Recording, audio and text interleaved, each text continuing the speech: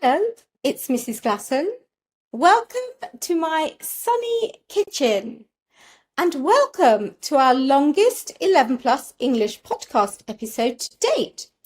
A 30-minute epic of amazing advice and tantalising twists and turns, culminating with SEPEE playing the part of the Shakespearean tragic hero, King Lear no less.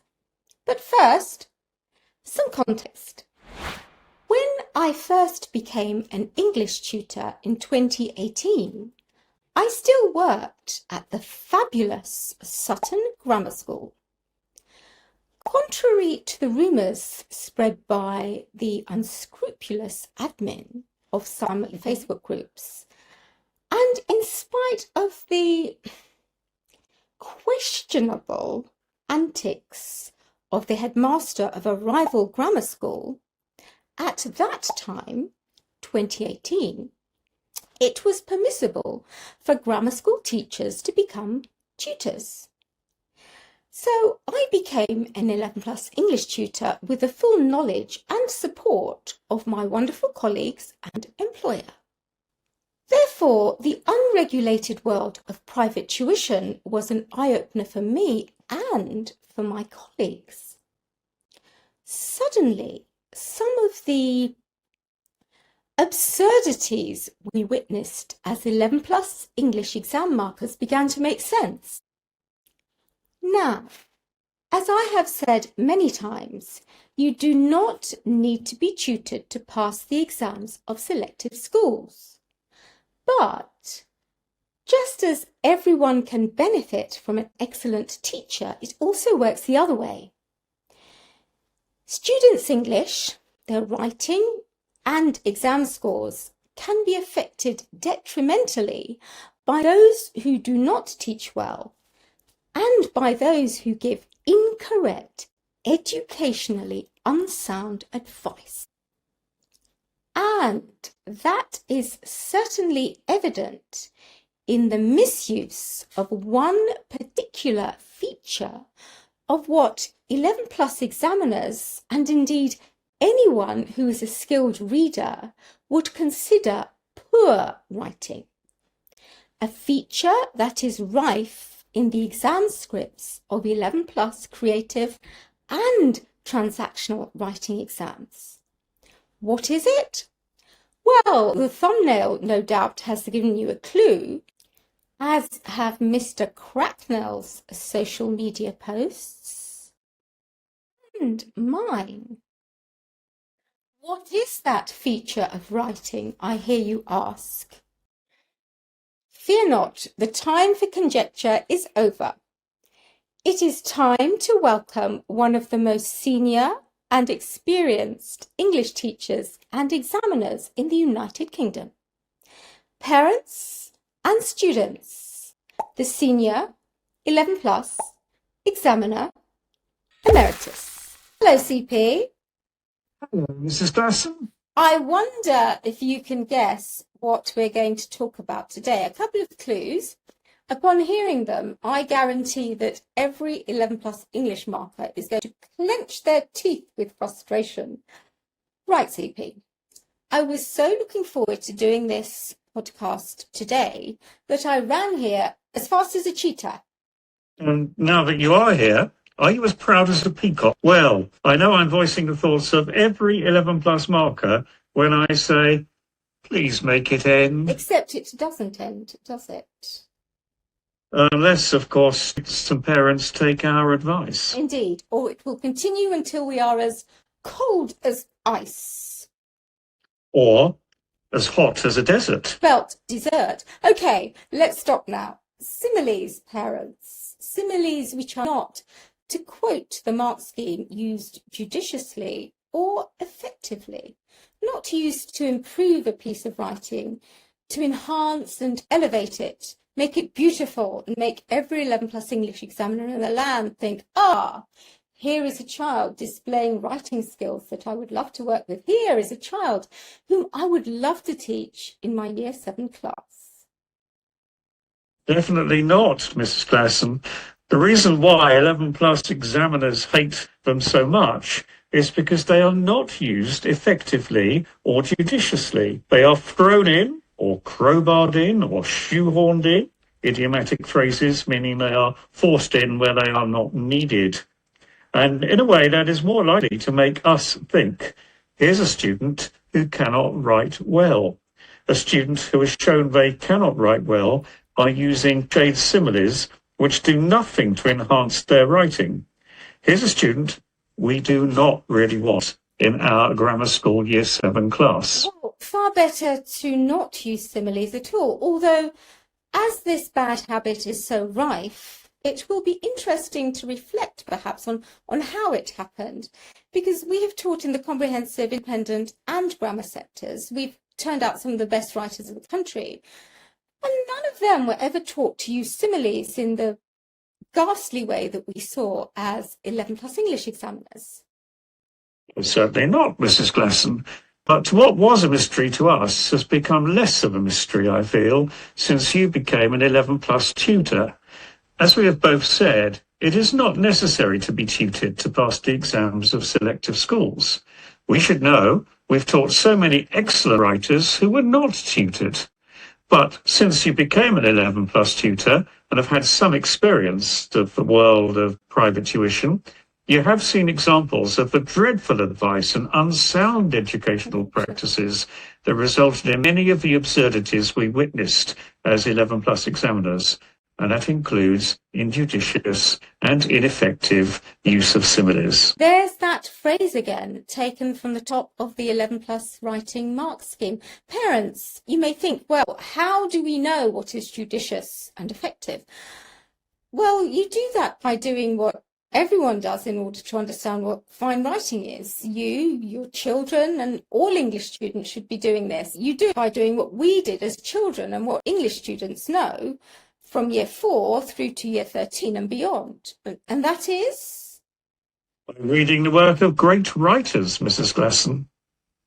Writers who are considered great or skilled, from whom we can learn writing skills, from whom we can learn what is effective and what isn't, with regards to similes and other linguist and structural devices. And Mrs. Glasson, if I can just interject one thing here, I have marked hundreds, thousands of 11 plus papers for selective school entry.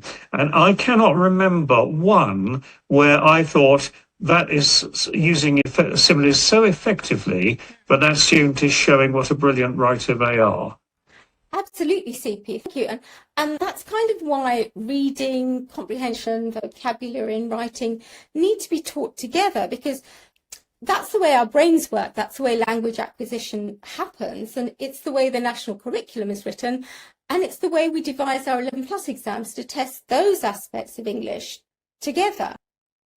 They are all taught together in mainstream education. But when they are split up and dealt with separately, that's when these anomalies and irregularities start occurring. So many people get involved in teaching, sadly, if that's what you can call it, who have poor English skills themselves and have never been involved in the marking of the 11 plus papers. And I'd like to say it's not anything to do with the age of the students. I mean, I teach 11 plus students, so just in case you're watching in a different country and you're not familiar with the exam, they're aged between 9 and 11, the children whom I teach. And I teach those children how to write. So how come my students don't make these errors? How come I teach the same syllabus to the same groups and students don't use dreadful similes? You know, because I teach them that there are so many other ways to showcase your skills through language, or what we call macro and micro structure, effective use of punctuation and syntax, effective and judicious use of adjectives and adverbs, for example. Absolutely nothing to do with similes. Well, exactly, Mrs. Glasson. No 11 plus examiner reading a beautifully written piece of creative or transactional writing says, oh, look, there isn't a simile, I'm going to have to deduct some marks. But when they read awful, cliched similes, they can see that the writing quality is affected, and so those papers will not gain very high marks. Absolutely, and every year it's the same. I know that there isn't an 11 plus English examiner in the land that is going to disagree with us. In fact, last year I wrote a post which documented how I had contacted a serving 11 plus examiner after the stage 2 exams to find out how the marking was going and to wish them luck, etc. They had read your advice, the advice that you had given in my 11 plus English expert Facebook group, and they were exhausted to report back that rapid cheaters and ostentatious peacocks were rife, having emerged quickly and proudly from the boxes which contained the 11 plus English exam scripts. All the more disturbing as the task was what we call transactional and not creative, a formal letter in which students had to write to a local MP. Well, Mrs. Glasson, I think perhaps we should do an episode on the differences between transactional and creative writing, since many tutors appear to conflate them, and you only have to look at the dire consequences of that. Sure, I'll make a note of that. Why not? Lots of parents have asked, and we have explained many times in our free Zoom meetings and in our masterclasses, have we not? And didn't some 11 plus tutors who charge parents to lecture parents on exams, which I had written, confuse the two writing forms? I believe so, sir. Okay. Anyway, to get back to Similes. Before you became an 11 plus English tutor, Mrs. Glasson, I remember when encountering terrible and wholly unnecessary similes, it was almost as if someone had told them to use similes in all writing tasks. Yes, I remember you thinking that. And then we found out there are indeed tutors and tuition centres who openly and with no shame issue lists to students. And issuing a list of what can go into good writing is not the issue per se. It's just that these individuals who clearly do not understand fine writing then instruct their students to use all the literary techniques, including similes, in every piece of writing, and not just every piece of writing, sometimes in every paragraph. I know this. One of my former students, who is now in his way to a particularly illustrious grammar school, sent me a piece of work. He took it upon himself to do this. He sent me a piece of work from an 11 plus creative writing group that was being hailed by the admin as an example of excellence. And SEPEE, it was awful. And the boy had written underneath, well, the boy actually said to me, look, Mrs. Glasson, some tutor has gone and ruined this child's writing. And he'd written underneath, to quote him, stop using rubbish similes. And it was evident that the writer had been given some form of list, including similes, and told to use them in every paragraph. Well, that was dreadful advice.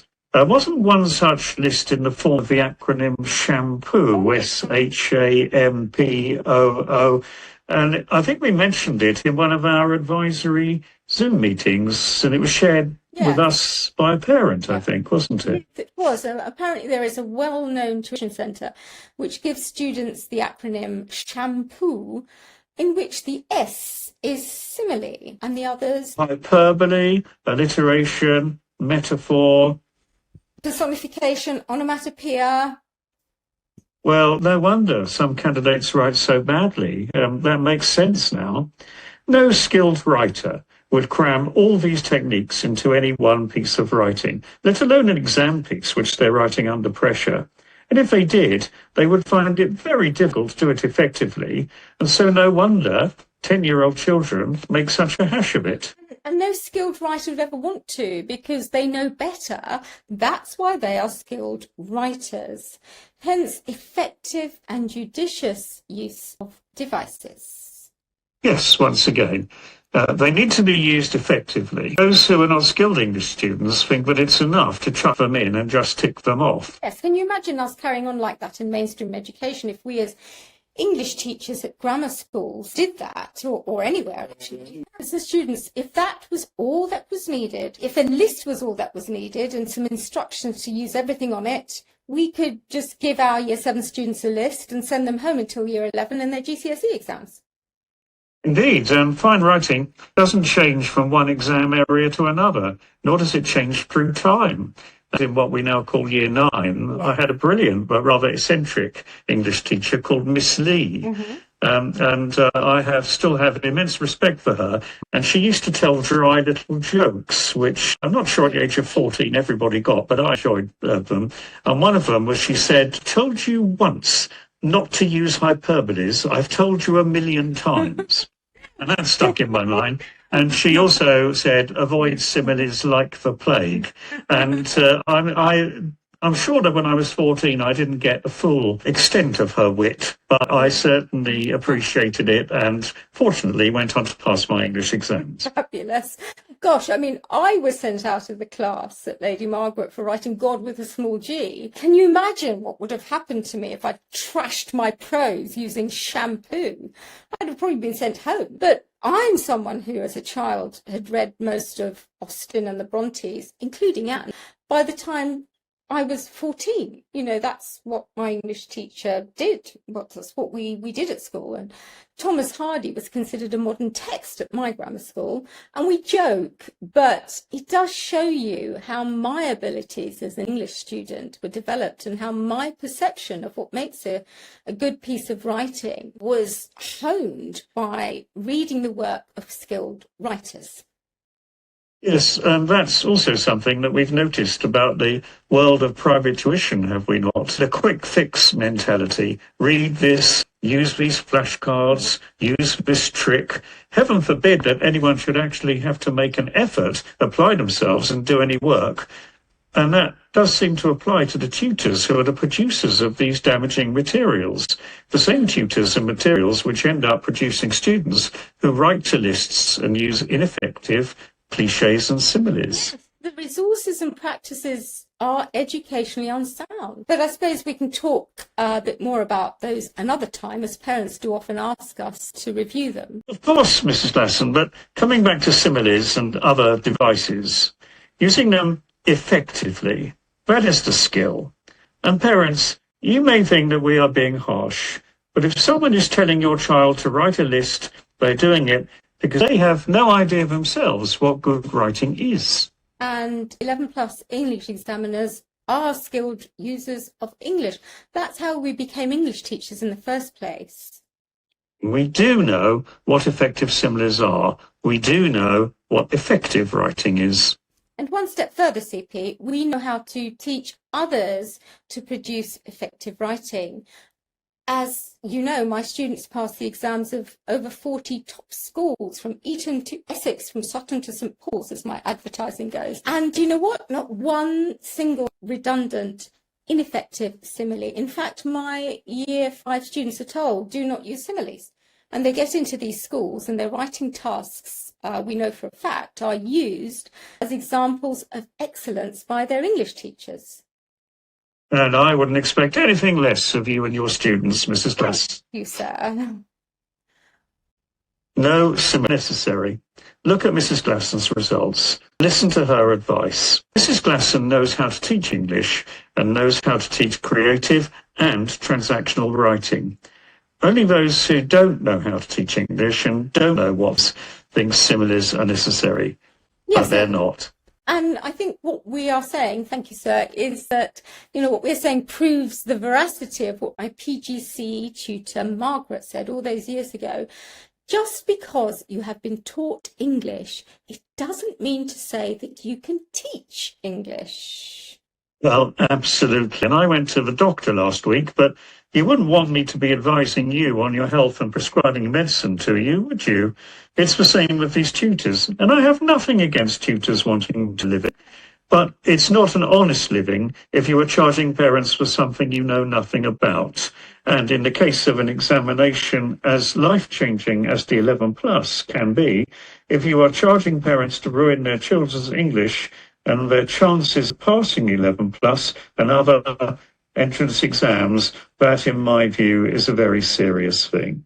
Absolutely. And we talked about the detrimental effect of poor advice when we did our last episode about memorizing answers. And linking to that, something I touched on before, aged 10 or 11, I was a talented writer. I was a skilled writer. I know because my mother kept a scrapbook of my work and I was reading it the other day. I certainly didn't need tuition to get into a grammar school, and I was a skilled writer for the reasons I mentioned earlier. because I read the work of skilled writers. Our first language isn't English, but my parents were literate in their own language and they understood the value of reading skilled writers. So parents, actually, if you want to know how my parents went about it, it's well documented in my gifted reading video, if anyone wants to see it. And in short, that's what made me an excellent English student and an excellent writer, and somebody who knows the difference between effective writing and ineffective writing. You still are, Mrs. Glasson. Those skills have stayed with you. I think that is the baseline expectation of being an English teacher, is it not? That you should be an excellent English student and an excellent writer yourself.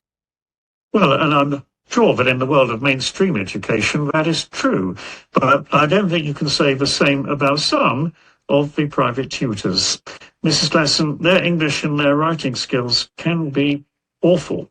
And the way they react to being corrected, absolutely no shame. But the tragedy is, CP, that if one of these tutors with their shampoo had got hold of my English back when I was a child and told me to use a tick list like that or to use similes in my writing, come what may, I would have done what the adult told me. And it's such a shame because left to their own devices, these candidates may be able to show 11 plus English examiners their skill, yet due to the meddling of the clueless, Margaret and Miss Lee and Mr. Owen, my English teacher, would definitely not approve. These students' skills are masked, if not completely obfuscated. Yes, and in an examination as competitive as the 11 plus, it really makes a difference. For every child with ineffective similes, there are hundreds of beautifully written tasks vying for our attention and for the top marks which are needed to pass. And it comes back to what we're looking for, the best English students for our Year 7 English classes. And we always find them. And if anything, the use of ineffective similes makes our lives as 11 plus examiners easier. Their injudicious use clearly shows poor skill. English students who think a list can be used and then use the list ineffectively, just like an English student thinking it's okay to reproduce the previous year's answer. Whether or not a tutor, parent or primary school teacher is at fault, it's the student that we are judging. So parents, ensure your children read the works of great, and by that we mean skilled writers, because they will give your children and you a better understanding of what great writing is and what it isn't. Use the excellent websites and materials I recommend in my pre-recorded courses. We mention them in our Zoom meetings and our masterclasses. Oh, yes, we do, Mrs. Glasson. So there should be no excuses about not knowing what to read. My 11 plus students come to me having read Orwell for clarity and Dickens for skill and artistry. All of them have completed my pre-recorded course, the foundation course, and so they have seen me and heard me analysing quality fiction and non-fiction. So all of them are familiar with the 11 plus writing mark scheme, and your child can be too, parents. You're an 11 plus tutor. What you do is what is actually called teaching, Mrs. Glasson. Thank you. A world away from lists and people who seriously think that you can just chuck stuff in and tick them off, and that equals great writing. That's what a lot of these tutors seem to recommend, and we've seen the end results as 11 plus English examiners, have we not? And we will come back to that, sadly, when we do our episode on vocabulary. Similes are used injudiciously and ineffectively, a bit like those long words, CP, which students love to throw in with no regard for what they mean and what they do to the quality of their writing. Another bugbear of 11 plus English examiners. Oh, yes, Mrs. Glasson, beware the thesaurus. CP, funny you should mention it. I actually have your post here. Yes, here is the post which CP wrote last year, and it warns you of the extreme danger posed by this article here, the thesaurus. But anyway, more about that when we do our episode on vocabulary. And finally, before we go, I think it's worth saying that here and in our other episodes, we are talking about the standards expected of candidates applying for highly selective schools. It is the 11 Plus English podcast, after all. We are looking at the best English students in the country for our Year 7 classes. So we're talking about a selective standard that you can't necessarily apply to all entrance exams, to the entrance exams of some independent schools, for example. But whether or not your child's school is selective, we are also talking about excellence in English. Ineffective similes are ineffective similes. Just because a child can pass entrance exams by using them doesn't make them less effective. It might just mean that the school is less selective. And it doesn't make the advice we give ineffective. Certainly not. So, some final words on similes, CP. Yes, of course, similes. They are not compulsory. Use them effectively or not at all. Improve your knowledge of what is effective by reading skilled writers. Don't employ tutors with poor English. And finally, advice about shampoo, Mr. Cracknell. Well, leave it in the bathroom. Don't bring it to exams. Use it to clean your hair, not to ruin your English. Excellent advice, CP. We will leave you as quick as a flash to enjoy your retirement now. Goodbye. Goodbye. Well, wise words there from the CP. I know what you're thinking. You've not seen him in his role as King Lear yet, have you? Keep watching until the end. So, as fast as a cheetah, as proud as a peacock, as cold as ice, wailing like a banshee. Trite similes crowbarred in. Wherever you are, they're not going to help you pass the exams of highly selective schools. Wherever you are, they're not going to help you to improve the quality of your writing. So, I hope you found this podcast episode useful. Please do like and subscribe. It would mean a lot to us. And on that happy note, in our next episode, we will be considering this question. My son often uses correction fluid when he makes mistakes. Is it allowed in the exams?